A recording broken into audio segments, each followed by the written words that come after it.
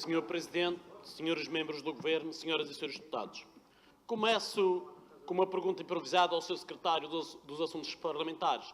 No debate interno para as diretas do PSD, Sua Excelência, num debate da televisão, dizia que a Madeira, a região, tinha que mudar e que não podia continuar a exigir mais regionalização e enviar as faturas para a República. Sr. Secretário, mudou alguma coisa no seu sentido de ver esta autonomia?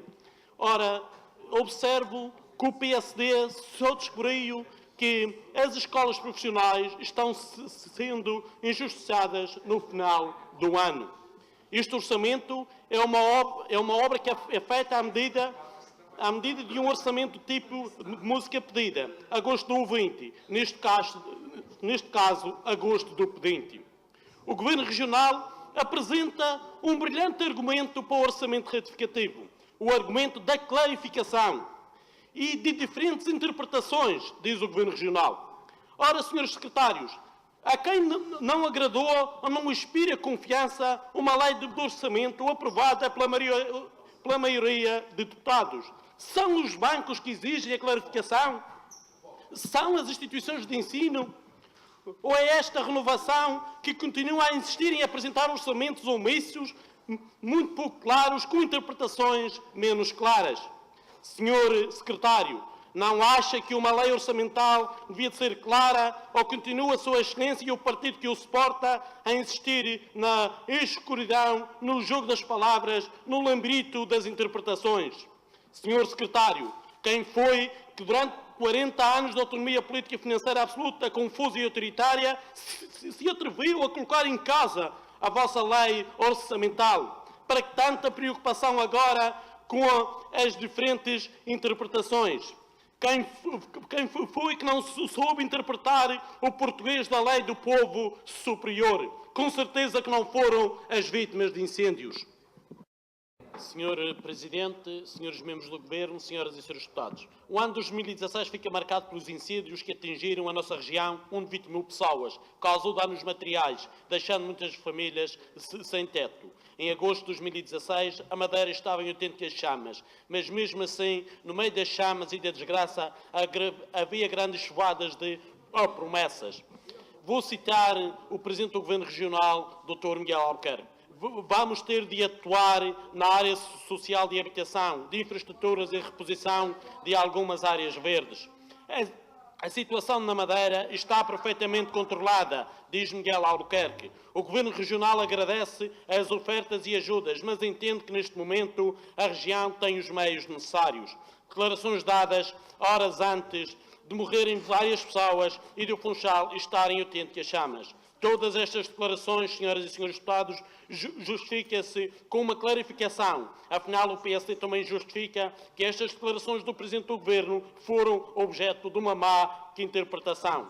Mas, apesar da má interpretação que causou prejuízos superiores a 1,5 milhão de euros e vários mortos, o Governo não teve a pressa de criar legislação e medidas políticas capazes de garantir e clarificar que tipo de ajuda a dar no imediato às vítimas dos incêndios. Não houve um orçamento retificativo. As vítimas não têm esse poder de influência junto deste Governo e da maioria. Numa altura que tanto se fala de milhões e de percentagens que supostamente viriam da República, era bom que houvesse uma clarificação por parte do Governo Regional. Clarificação essa que devia evitar as falsas interpretações. Qual a ajuda que o Governo Regional está disponível a dar para as vítimas dos incêndios? É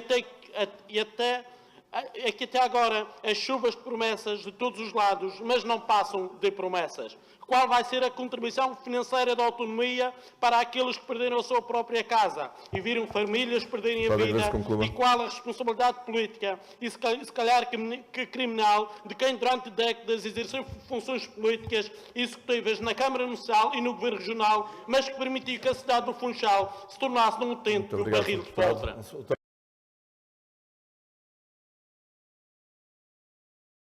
Tem a palavra o Sr. Deputado Quintino Costa. Sr. Deputado Quintino Costa, para a intervenção, tem a palavra. Senhor Presidente, senhoras e senhores secretários, senhoras e senhores deputados, nós estamos de acordo com as propostas do PCP e do PS temos uma dúvida em relação à proposta do PSD, nomeadamente a alteração do artigo número 2, que entendemos que pode haver alguns abusos e o desvio do objetivo com esta alteração. Mas, aproveitando e falando em indignação, gostaria de perguntar ao Sr. Deputado Jean-Philippe Ramos onde é que estava a sua indignação quando o ex-primeiro-ministro Dr. Passos Coelho afirmou que a dívida escondida da região deviam ser os madeirenses que pagá-la, levando à morte centenas de empresas, levando para o desemprego milhares de trabalhadores e acabando com a nossa economia, suspendendo até por completo a autonomia. Onde é que estava a indignação de Sua Excelência e do seu partido?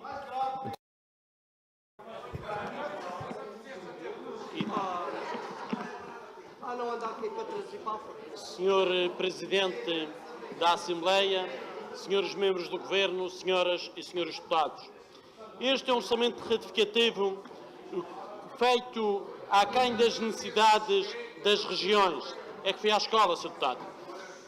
Fica de fora os sectores produtivos, ficam de fora as vítimas de incêndios, ficam de fora as vítimas do 20 de Fevereiro, fica de fora as vítimas do Porto da Cruz, fica de fora as listas de espera, fica de fora as ajudas excepcionais aos desempregados, ficam de fora as centenas de madeirenses que têm de entregar a sua habitação à banca, fica de fora o combate à fome e à miséria que muitas famílias estão a viver.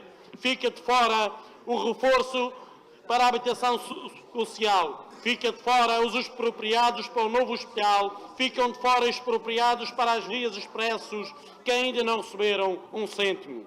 Fica de fora a maioria das necessidades dos madeirenses.